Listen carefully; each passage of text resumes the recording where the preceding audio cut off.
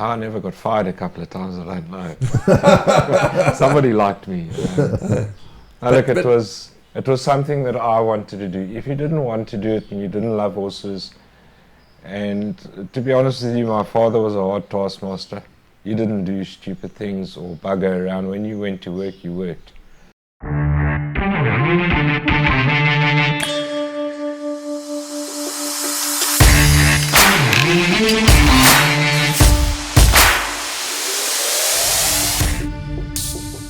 Welcome to another edition of Horses to Follow in KwaZulu-Natal, and with me is my good friend, colleague and co-host Andrew Harrison. Are you well, Bushy? Hello, Warren. Yes, I'm here. The last time I was with you, we did a podcast last Thursday. We came to your house for a cup of coffee, and as we left, you found a spitting cobra there. Yeah, well, it was just our pet cobra. Comes along every now and then, just comes for a visit. Well, we're in Ashburton again, and it gives us great pleasure to welcome trainer Duncan Howells to the show, also colleague and good friend. Dunks, nice to have you with us today to talk a bit of nonsense and learn a bit more about you. Welcome. Thanks, Warren. Andrew. Now, it's hot today, as the weather all of a sudden, that's why we're in Dunks' office. It's too hot outside. Yeah, it's far cooler. We normally would be at the clubhouse, but it's far cooler in the office. But just straight off the bat, with this heat, because Ashburton's a wonderful training centre, as is Summerveld. They've both got their advantages and disadvantages, but it is a bit hotter up here. Do you have to take extra special care with your horses, with the heat? What do you do to look after them in these hot times? Look, Warren, you've got to change your procedure every day. Obviously pull out a bit earlier in the morning when it's cooler. Can't be working horses when it's 37 degrees outside. Yes. Shorten up your work a little bit, put a bit of electrolytes in their feed. Obviously, if they're going to race in the next week or so, there's electrolyte drips we could use, drenching. Depends on the horse. If I feel the horse needs help, I'll give him the help. But obviously starting a bit earlier, not doing long walks in the afternoons, cutting down on the walking. A lot of showering. Okay, yeah. Wash them twice a week with a special medication that helps with skin disease and things like that. So you just got to bring it into play and do what you think is logical. Now, let's rewind this whole videotape here. Let's rewind this whole thing. You were born into this wonderful world. Tell us about your mom, your dad. Tell us about you and take it as far back as when you were a youngster. Look, obviously, as we all know, I grew up in racing. Started off in Port Elizabeth. A lot of friends, family that are trainers and jockeys. And I've always been a racing freak, if I can put it that way. I really wanted to become a jockey. Tell us about that. Look, when I was younger, I always rode a lot of work. Actually, Pierce Strader and myself were taken to the jockey club at the same time. They accepted Pierre. They said I'd get too heavy. But it would have been something that I would really have enjoyed to have done. But unfortunately, it wasn't to be. I carried on riding work. I rode a lot of amateur racing. And obviously, then the next natural progression was to become a trainer. Yeah, but your father was a trainer. He was a trainer, and he was a jockey. Yeah. He wasn't a bad jockey. I was obviously very small when he was riding. He had a very bad fall in a race and never rode again. And he trained, not with much success, but he plugged along. And then he gave up training, and I moved on from Port Elizabeth. I went to Cape Town to Eric Sands, as we all know. After that, David Payne. What was it like working with Eric, a horseman of the highest order? Eric is tough. I think we all know that. Good taskmaster. But the one thing I'll never forget from Eric, everything that guy taught you, you never ever forget. You actually used to shit yourself doing the things when he was teaching you. Mm. But to this day, I give an injection the way he taught me to give it. Jeez. I tube horses the way he taught me to do it. So he's an extremely good teacher, and he's a guy that's got racing at heart, and he loves his horses. Well, that was going to be my next question, is because it was quite a couple of years, that you were with Eric, and of course we'll touch on David Payne in a moment. But you've just answered the question. Whatever he's taught you, I was going to ask you, do you still find that you practice in your racing yard now today? And you've said yes. And that's, I think, the key is that, that's the way to do it. That's the right way to do it. Yeah. There's only one way to do it. There's only one way to do it. Because I remember Martin Ball telling me a story about Eric. One of the grooms got up his nose one day and he took out a spade and chased him down the track. He chased him for miles until he ran out of gas. The groom was still bolting. Well, he chased me over the wall one day.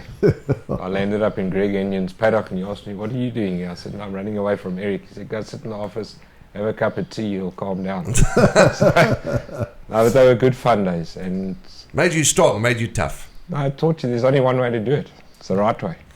Dunks, and then after that, so you had a nice stint with Eric, and obviously we're just fast forwarding the whole story because we could sit here for hours and hours. Then you ended up with David Payne, is that correct? That's right, yeah. How did you find that job? That's an interesting story. Well, back in the day, Peter Muscat was David Payne's assistant for a long time. And I read an article one day that he was going by himself and staying in Cape Town. And I applied for the job, and actually Eric helped me as well to get the job there, because to me it was a step up in racing. I'll never forget the first day I went to work for Eric. I drove from Port Elizabeth to Cape Town, and yeah, the visiting horses used to stable across the road where the hospital is now at Milnerton. I had to stop in the road and I saw this string of horses walk past, and David Payne was standing in the middle of the road getting the horses across. That's the first time I ever saw David Payne. Jeez. And then obviously I went from Eric to David because Peter was going by himself, and David Payne said to me, "Come up for 2 weeks. If I like you, you'll keep the job. If I don't like you, you got 2 weeks." And that lasted 8 years. Jeez, 8 years. And also, in those times, you'll also remember, I was a little bit too young, but top horses, top owners. I mean, all owners are top. Everyone's top. But I'm saying in those days, the big owners, the big jockeys, the big breeders. Those were. What's the word, if I can say? It was the big time. I mean, it is the big time now, but you know what I'm trying to say. It was the big time. I'm also saying Dunksy jumps from one tough trainer to another, because David was another hard taskmaster. He didn't take prisoners. I never got fired a couple of times, I don't know. Somebody liked me. Look, it was something that I wanted to do. If you didn't want to do it and you didn't love horses, and to be honest with you, my father was a hard taskmaster. You didn't do stupid things or bugger around. When you went to work, you worked. So I think my upbringing taught me, and we didn't come from a wealthy family. So it was an opportunity for me to get further in my life. And I was very lucky to find the doors open for me in certain places where other people never got the opportunities. So I believe that work as hard as you can and get as far as you can. I got nothing bigger of a thrill than taking David Payne's best horses down to Cape Town, working them, checking them every morning. And, it was something, to me it was just the thing to do. Yeah, well, he had the confidence in you to take those horses to Cape Town and look after them. Well, I'll never forget when I got to Cape Town with 35 horses, Jalad, White Tie Fair, Take a Walk, all horses like that. Yeah. I phoned David and I said, "What do you want me to do with the horse?" And he said, "Do you want to be a trainer?" So I said, "Yes." So he said, "It was time you started waking up." That's the last time I spoke to him until he came to Cape Town. And look at it. He made mistakes. But I'll give David one thing. You made a mistake, you learned by yourself. And I think that helped me a lot in my training career. And the same with Eric. He went away, there was no instructions left for you and things like that. So you learned the hard way how to train horses, and you made mistakes, but you learned from your mistakes. Now, we finished with David Payne. You've met Kevin Shea along the way as well, and we'll touch on him in a moment when we talk about your Group 1 winners, because he gave you certainly a couple of Group 1 winners, did Kevin Shea, and we'll come back to him.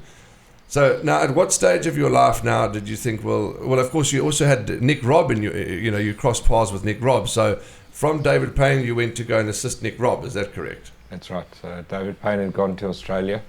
Well, it was just before he went to Australia. I actually wanted to go to Singapore, and I managed to get a job with Mark Clements, but I couldn't get a working permit.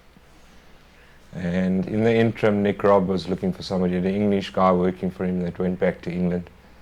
And I thought, I'll go and I've given up the job with David, and I'll go work for Nick for a couple of months. I went up there to work for him, and I still couldn't get the permit for Singapore. And then one day Nick Robb walked in the yard and said, I'm giving up, do you want to take over, run the farm for a couple of months? Brian Jenks will leave a couple of horses with you and you can start training. Sure. That's realistically the only reason why I started training. Sure. Okay. Because I really couldn't afford to at that stage. And while you were on the farm in Moore River 4, taken over from Nick Robb, that was at the same time, correct me if I'm wrong, that you also met your life partner Kathy, is that right? She found me in Moore River, of all places. It was at that time though, at that Nick Robb. Okay. That's right. So then, now the move from Nick Robb to Summerveld. Is that right? You went on your own? That's right, yeah. Yeah. Tell us now, when you go to Summerveld, you've now taken out your own license. I believe you started with a handful of horses, is that right? We didn't have a lot of good horses and very small string. But people find you and horses find you, and we plugged along. We're really battling along. And unfortunately for myself, I was training off Benny Walker's farm just at the back of Summerveld. I got a lot of horses with encephalosis, and that knocked me. And then Kathy had always said to me before I went to Summerveld, rather go to Ashburton, it'll suit you better because it's a farming environment. I grew up on a small holding out at the back of Fairview Racecourse. I'm used to that sort of lifestyle, so to save myself I ran away to Ashburton. To be honest, I've never looked back since then. Yeah, but you arrived at Ashburton, I think you said, talking to you earlier, you had about 15 horses and you owned half of them. At 15 and I owned 10 myself. Yeah. But I owned 10 myself and I owed the whole world money too. But you also had a good horse, Tamarino Bay, and that helped He was you just out. before I left Summerveld. So I remember Kathy Tamarino bought Bay. off the Landon dispersal sale Yes. up in Moore River. He passed away and the farm was dispersed. She bought him there for, I think, 15. The horse was looking over the box and we walked past the box. She said to me, buy this horse. This looks like a really top horse. I think it cost 12 or 15 grand or something. In any case, I think he won his 5th start, but he'd run a lot of places between then and the win. And then he won 3 in a row or something to that effect. And then somebody phoned me and offered me quite a lot of money for the horse. And we decided to sell him, which has happened quite often. But he went on to be quite decent. Roy Moodley ended up with the horse. He went to Comnadi, he won the Christmas handicap, on the Michael Roberts handicap. If I'm not mistaken, I think he won it twice. Twice, yes. And he did very well for them. Did well for us. I could pay Alex's school fees. So there's been somebody looking after me for a long time. Would you say Tamarino Bay was your first I would say top horse? I mean, because we're going to get to talk about Zeno just now, but your first course that set you alight, could you say that Tamarino Bay was he the first proper good one? I'll tell you a little story. I went to Scottsville one day and we had no money, and I said to Kathy, scrounge together some money. We're going to have a bet on this horse. It can't lose. It's the best maiden in Natal. So anyway, we managed to scrounge together 1,000 rand. In those days I used to ride work. It's big money. And went there, we had the bet. Beat me. Victory Moon. Yes, yeah. And Kevin Shea came trotting past me after the race and said, sorry, but I couldn't say a word. Victory Moon, eh? So he was 5 lengths clear of me and I was 5 lengths clear of the third horse, and we won our next 3 in a row. But that's racing. That's racing. Duncan, you've had you have had and you still have some wonderful owners in the yard, and as we know that in racing now, as we stand here, as we sit here in this current time, it's tough for everybody, but you've been blessed with some big horses. You've been blessed with some proper owners, and they still support you. Your owners that are with you now. let's touch on Zeno, because that was a great story. I mean, Zeno was your first Group 1 winner, and it just spiraled from there. Zeno via Africa, and the list goes on. Same jurisdiction. You want to touch on a couple of those big horses? Look, Zeno was, once again, Kathy had a sale. We're looking at horses, and this horse came out, and she said to me, "You got to buy this horse." I looked at the horse, that skew legs. There's nothing I could see there. And anyway, minimum bid at the sale was 30,000. I bid 40. And the horse was knocked down to me. And I thought to myself, no, there has to be something wrong here. I've seen this horse. You got to... I can't see what you see. So anyway, I think I got Manfred Road to look at the horse. And he said to me, "Duncan, there's nothing wrong with the horse." So we bought the horse, brought it back. We bought it on spec, battled to pay for it. Then she got it paid for.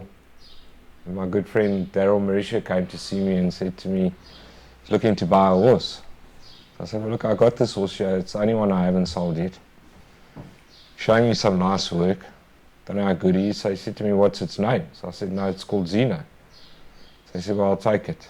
And now his grandmother had passed away 2 weeks before that. And her nickname was Zeno. Jeez. And that's the only reason why I bought the horse. Okay. Horse came out, it ran second first time out. Won its second start. Then won the gold medallion. 5 minutes after I went past the winning post, somebody phoned me and offered us quite a lot of money for the horse. Horse was sold. Daryl made a fortune out of the horse, so somebody was looking after him, and I won my first Group 1 race. What is your take on every horse has a price tag. What is your, because you've obviously, I know that you think about your owner, you think about your patrons, you think about everything. Your take in general, a horse, if proper money comes for it, would you generally advise your owners to go for it, or what's your stance on selling horses for big money? As a trainer, you don't want to do it. It depends on your financial standing. It depends on your owner's financial standing. A lot of the guys, we've sold horses for big money. I've told them how difficult is it to make money like this in business, which we all know is extremely difficult. I think I could have got a lot further, or possibly put a few more big races behind my name if we hadn't sold the horses. But never ever have I regretted selling a horse, because the money's been right. I've boxed the deals for the owners, and I've tried to look after the owners as best I can. Yeah, that's there's been some. You same jurisdiction, Gypsy's Warning, 10-gun salute. 10-gun salute. The list is endless, and I know for you that training, group races is what everybody wants to win. That's me as an owner, him as a Group 1s. That's what you want, but. Is it correct that you find more, I won't say find more delight, but you enjoy the challenge of getting that bad maiden that might only win one race, but that's your challenge. You love to get a bad maiden to win its race. You find great satisfaction out of that. Obviously, you enjoy winning Group 1s, but I'm talking about the maidens. Okay, I've always believed my standing is if I can get a horse to win 3 races instead of 1, with a mediocre horse, then I've done extremely well. The good horses are few and far between. There's something different about them, and they're far easier to train as long as you stick to the basics, keep the horse sound, keep his well-being, and keep him looked after as well as you can, and keep good jockeys on them. But it's an adrenaline rush. Once the bug's bitten, it doesn't matter if you're winning a maiden race or the July. You're talking about good jockeys. I remember when you took out your license with Brian Jenks, you rode in a work riders race at Clarewood. You won first time out. Funny, that's another story in itself. Nick Robb had the filly, and he had a swimming pool on his farm, and it had such bad joints. She used to swim every day and do 2 half paces and then run. Now, I'd never worked a horse like this. And he said to me, "No, he's going to run this horse there. Do I want to ride it?" So it's a big thrill to ride in a race. It's I thought I was like smoking pot. This will never win this race. Well, at the 200-meter mark, I looked behind me and I was 10 lengths clear the field. So she was as fast as anything. A filly called Main Wonder. I remember Main Wonder. And well, after that, because of her fetlock, she went on to the sale when Jenks dispersed some of his horses. And I bought the horse for a guy called Kenny Israelite. He was one of my first owners. She won us another 4 and was black type placed after that. Right, yeah. We bought her for nothing. At least you had a feeler. Oh, well, that's why I bought the horse.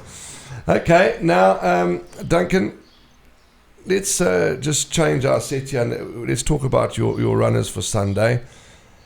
Okay, Duncan, on Sunday we race at Hollywood Bets Greyville on the turf track, and I know that you train a couple of horses for Hollywood. They've got behind KZN Racing in a big way. Just wonderful to have them part of your yard, isn't it? Look, it's a big plus. They've done good things for trainers, and they've put their money where their mouths are, and they've bought horses. Anthony's doing a sterling job managing the horses for them, and we need owner support like that in horse racing. Okay, let's go. Now, we'll come back to owners in a moment and owner support and all that goes with it. Now, let's talk about the Deputy Marshal as a reserve runner in case this horse gets in. Looking at his form, is it safe to say he's coming along with racing? He needs racing, this horse. He needs racing. His first run wasn't a bad run. He should get 16 to 2,000 metres. I thought his first run was pretty decent. I was a bit disappointed with his next 2 runs. But there's all reasonable explanations for the run.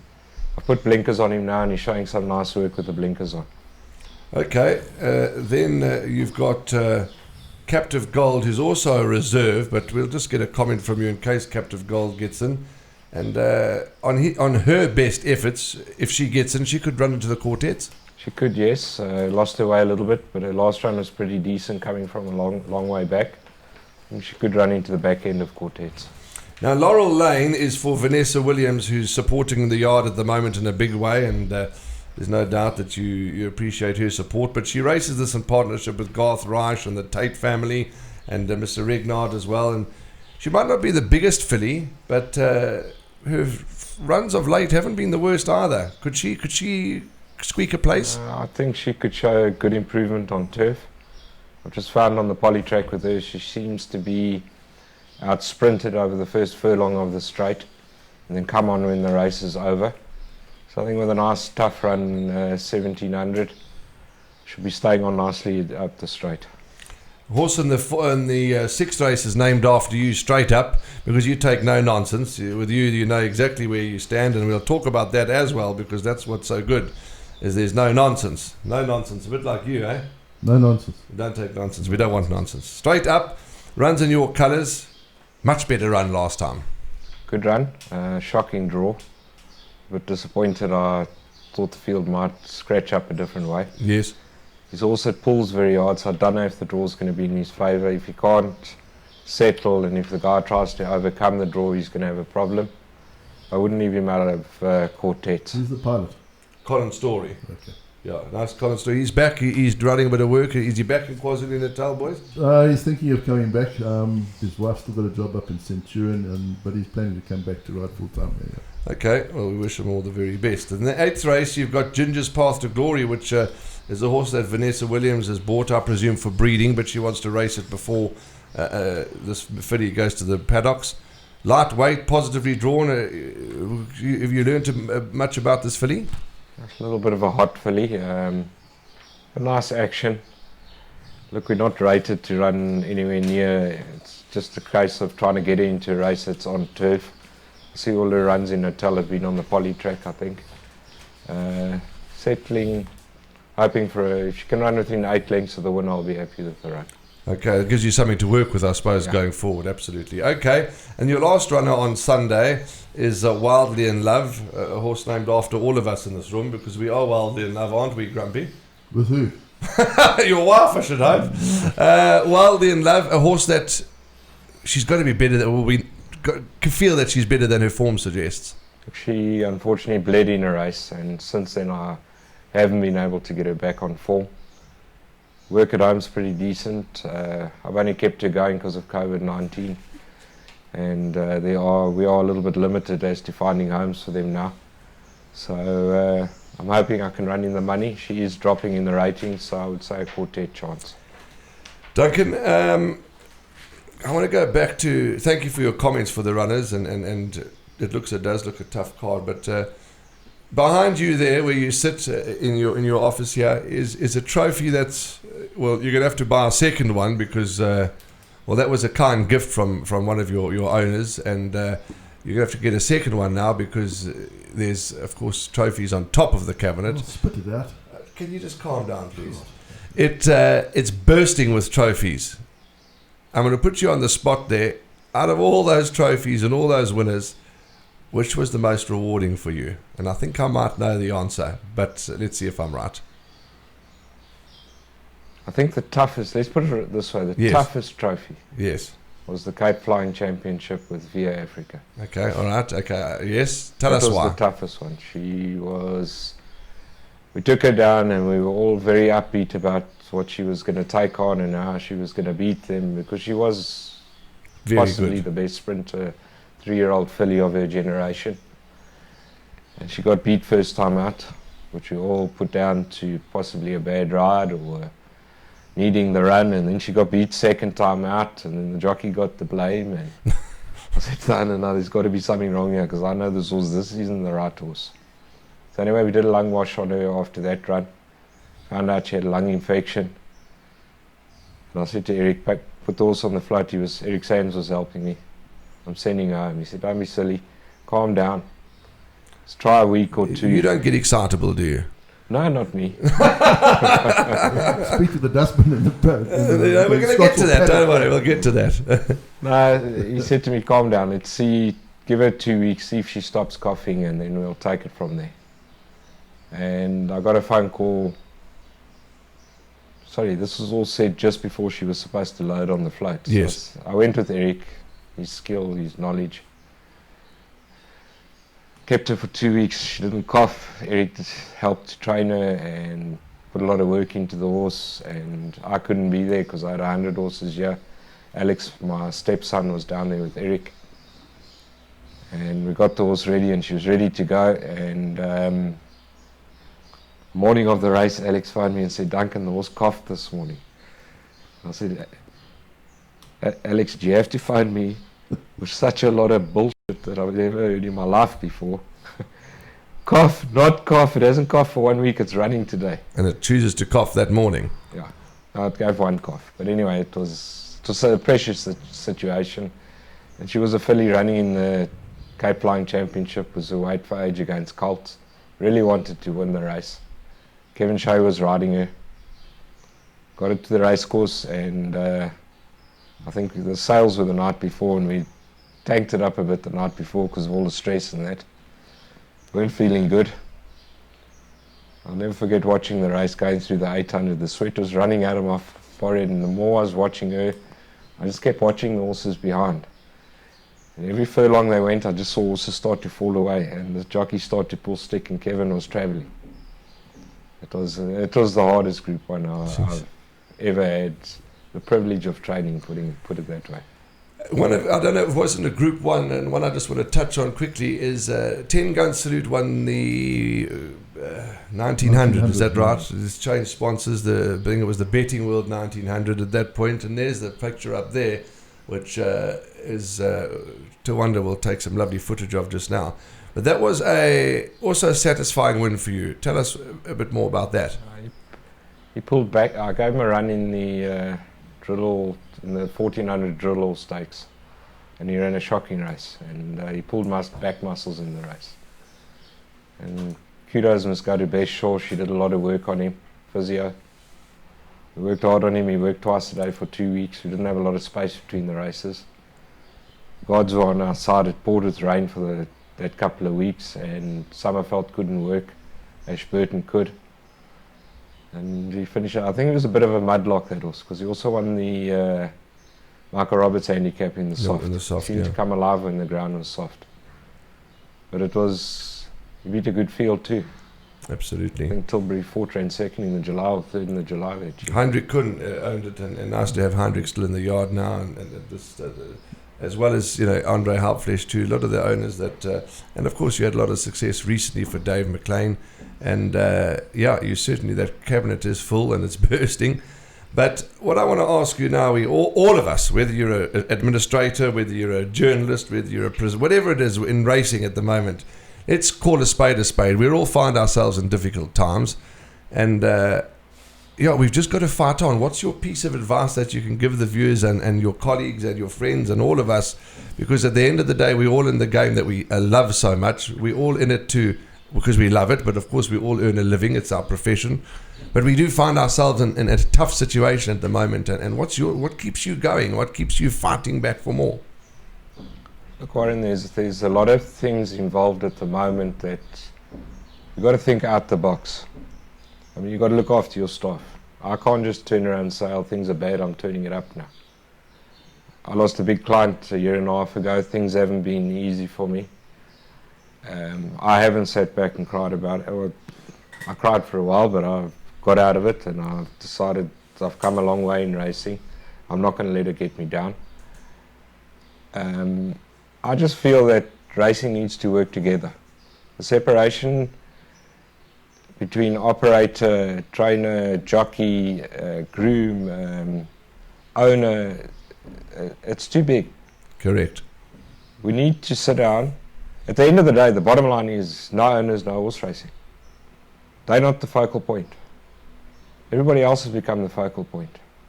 Jockeys are too important. The trainers have their opinion. And I don't mean be brash about it, but without a guy buying a racehorse, there's no jobs for anybody. Correct. And to try and make it in some way lucrative for the guy to come back to get another one. Because I can't afford to keep all my own horses. No. It's a wealthy man's sport. You can't do it if you haven't got the right amount of money. Because you start blaming the industry for your own financial woes in horse racing. Yeah, it's a good point. It's a very good point. You with us? Yeah, I'm still nodding off. Come on, man. Last question for Duncan. You were talking about, and we're going to have a bit of fun before we close. A little bit of fun about, you're talking about the dustbin at Scottsville. You're a man it's well known. You don't take nonsense. It's either A or it's either B.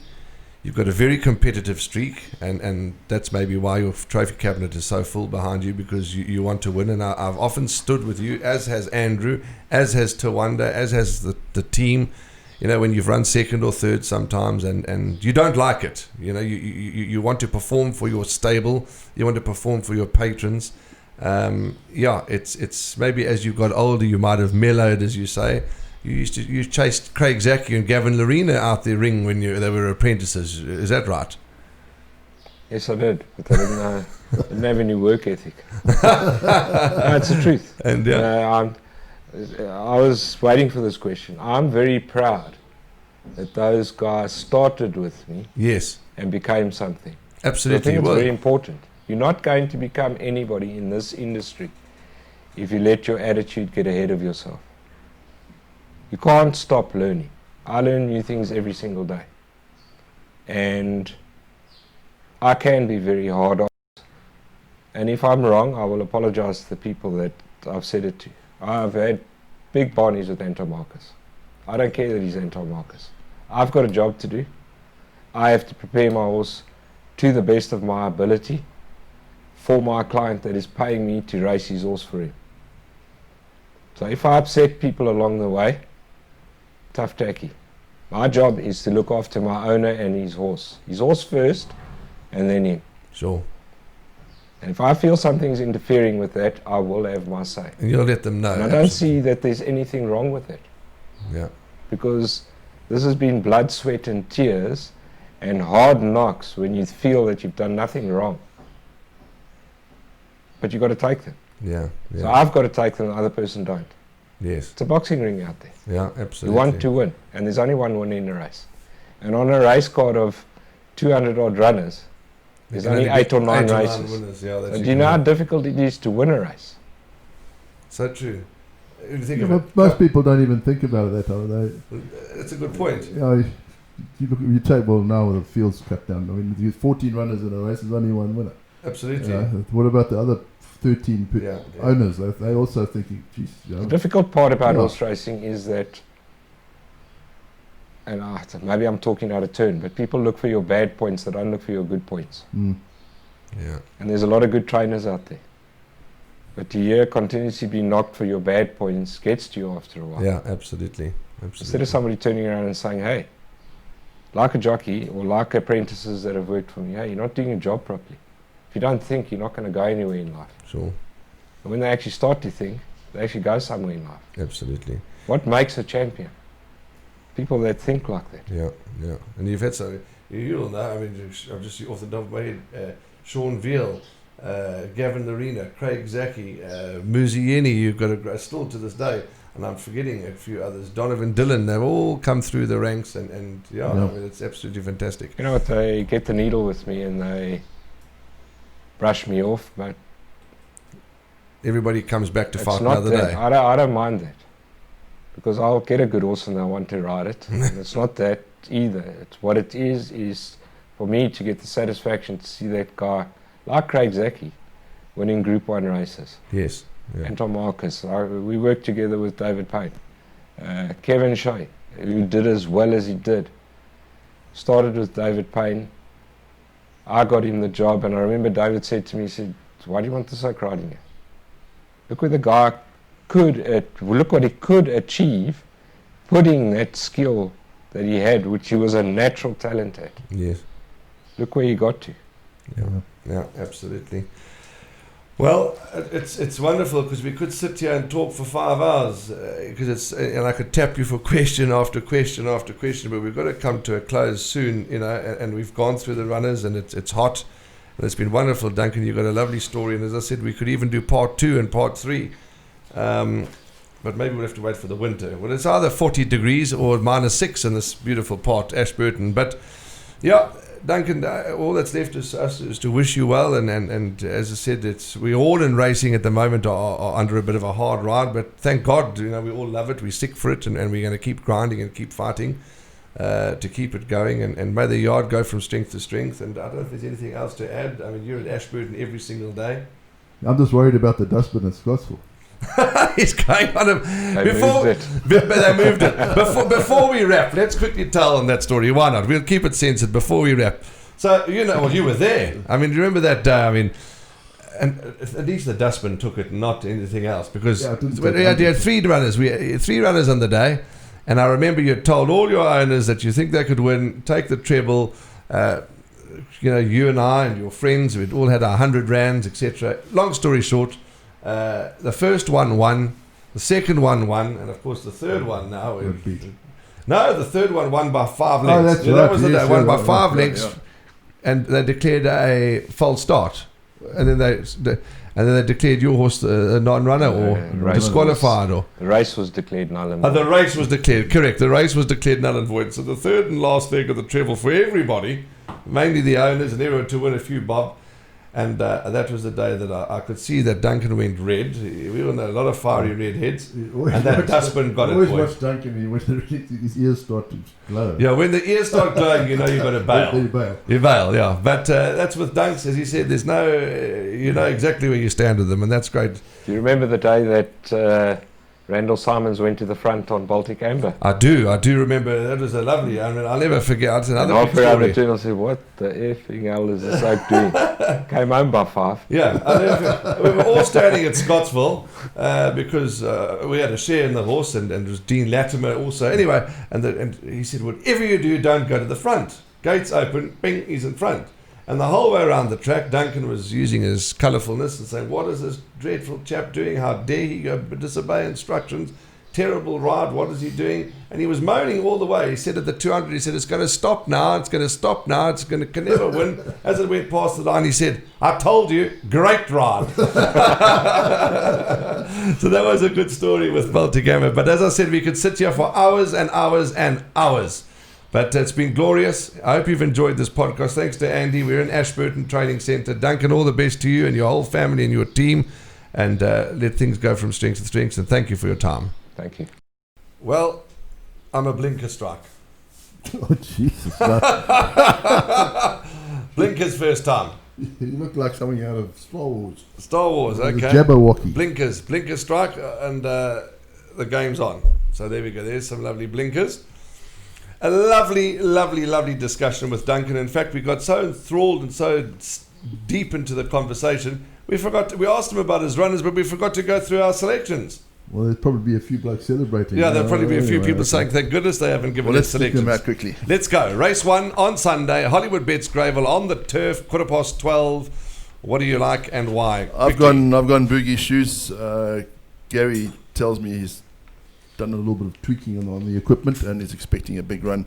And I see Peter Muscat having his first runner, Hugs accepted, his first runner in his name. Peter Muscat, I saw him at Summerfeld this morning. Yes, first runner for him in his name. Pat Lunn had his first runner yesterday, a midweek Hollywood Bets Gravel. So we wish those gentlemen all the very best. I agree with you. I like Boogie Shoes. I do like Hugs Accepted. I'll be taking as many exactas boxes as I can. 12 Boogie Shoes and 14 Hugs Accepted. Second race is a maiden plate over 1,600 metres. Lowen's got the 5-year-old gelding, lightly raced Alfredo. And have you had a word with him about this horse? Because No, he's I going to haven't. have a chance. Yeah, it's definitely got a chance. He's improved with blinkers. Yeah, he just got beat when he went to the front there behind the snow wall, but been a little bit disappointing since then. So, I don't know. He's got the draw, so I don't know. I'm a bit nervous. I've gone with the Spooky Humby Radamas. Improved with each run. I think this is about right now. Well, there's going to be no arguing with us because I've also gone for Radamas, Spooky's horse, so he's going to love us both.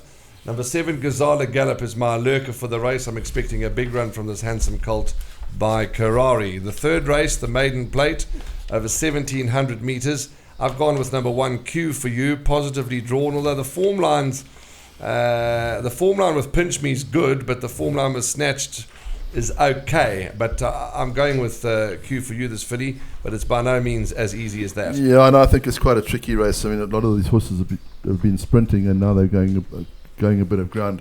I've taken a chance. I've gone Shastina, Gavin Van Zale's runner with Warren Kennedy. She's only had 2 sprints, but she's by Dynasty out of a Rakeen mare, so I think the 1,700 will suit her. Number 7, Crystal Cove is my lurker, improved from run 1 to run 2. Don't leave this horse out of anything. Fourth race is a Pinnacle Stakes over 1,700 metres. I was so impressed with number 2, Newsstream, last time. I give him a big chance, but I think they might all be running to try and catch Blackball. Yeah, Blackball he's giving a lot of weight around. I mean, he's got a breathing problem. He races with a Cornell collar. I'm stuck with Mount Anderson. I think this horse has got something. He's just not put it together. He's 2 kilograms better off than with Newsstream for that 1 length, so he might be able to turn the tables here. Race 5 is a merit-rated 80 handicap. They're going to go over 2,400 metres. Tough race. How do you see it unfolding? Yeah, I've gone Donald McDonald. I think he's an improving stayer, lightly raced. I think he'll go well over the 1.5 miles. Track Attack and Dream Destiny, there shouldn't be too much between those two. And I see Grant van Niekerk, he's got a ride in Joburg on Saturday. Right. Crown Towers. Right. So he's probably staying up here to ride for Justin. Yes, the 2 rides there. So yeah, what Tilly Angus. Tilly Angus. That's my first choice, Tilly Angus. I think he's going to run an absolute cracker, but it is a very competitive event. The 6th race is a 70 handicap over 1,600 metres. Master of Destiny, horse number 2, ran an absolute cracker last time, but again, not easy because 10 King Julian has to be respected. Solid form. What's your 1-2 here? Yeah, I've gone to Annoy Humby again, so I've gone King Julian. Yeah, I think he's never finished out of the money. So if he doesn't win, he should at least be there. Be in the money. Okay, so Andrew's gone for King Julian. I'm going Master of Destiny, King Julian, those 2 runners. 7th race is the Model Man Mile. It's a listed event over 1,600 metres. Now, here's a tough race, but I'm leaning narrowly towards number 6, Native Tongue, who ran an absolute cracker last time. I think Grant van Niekerk's got 2 rides on Sunday. I think they'll both just about win. Just about win. Yeah, I think so, because I know Justin Snaith said Native Tongue he was looking to run him in Joburg in one of those features, probably the Dingons. And he ran a cracker behind Shareholder. I mean, Shareholder was so well into the weights that day. And to get beaten less than a length, I think it was an outstanding effort. 8th race is an 85 handicap for fillies and mares over 1,400 metres. For me, 3 horses I think will fight this out, and the 2 of them are drawn very badly. I like, in this order, 12 Cherry Road, 11 Maiden's Prayer, and 3 Arabiata. You've been reading the race card? Absolutely. It's such a great publication. How can I not? Well, that's the way I tipped them. Lovely. Let's move along then to the 9th race, the Hollywood Bets Bright Future 86 handicap for the girls, 1,000 metres. And here's Vernici and Yes Sir, I Can Boogie. Surely one of them are your selection. I've gone for Nietzsche, but I'm a bit cautious. Okay. She's only been out for 3 months. She's much better than that last one. But if Gareth has got her right, she should win. I was a bit silly. He was sitting at the breakfast table this morning. And you didn't ask? I didn't ask. What a silly bugger I am. Yeah. Okay. Yeah. And Yes Sir and Kambugi. Yeah, and so his dad's got Wiz of Odds number 12, who won very well last time. There's a lot of horses going back over their right distance, like Yas and Window to Africa. So I don't know. You either take a chance and bank of Vernici, or you go a little bit wider. Okay. Can you put these blinkers on now? I don't need blinkers. You don't need blinkers, let's see. Perfectly. Look at you with those blinkers, eh? Okay. A Roman gladiator. That's a wrap from us, and it's been hot. It is hot. It's a glorious day at Ashburton. Those are our selections. You've heard it from Duncan Howells. We certainly enjoyed our morning with him, and we could have spoken next time. You know who's on the show next time? No. Should we tell them? Speak. We're going to Summerfeld. We're going to talk to Callum Dixon, the work rider. Okay. Mark Dixon's son, the work rider. Okay. I saw him this morning, and he's very happy. He wants to he wants to be on the show with us. Tell us what it's like about race. About race. Better than his father. Oh no, he speaks. Well, his dad can't understand what his dad says. I can understand it. It's usually not repeatable. Yeah, it's not repeatable. That's a wrap from us. Punt well, make lots of money. All the best to you. See you in the number 1 box.